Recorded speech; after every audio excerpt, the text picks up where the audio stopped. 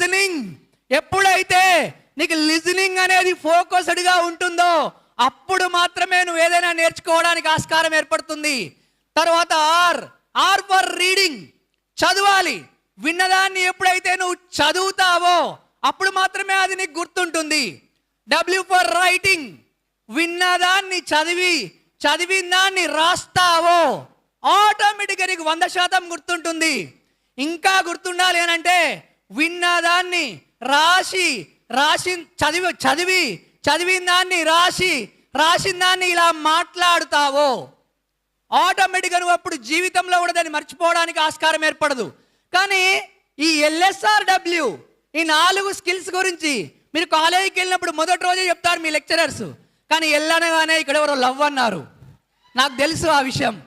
అయితే లవ్ ఉండాలి, తప్పేం కాదు, ప్రేమ తప్ప.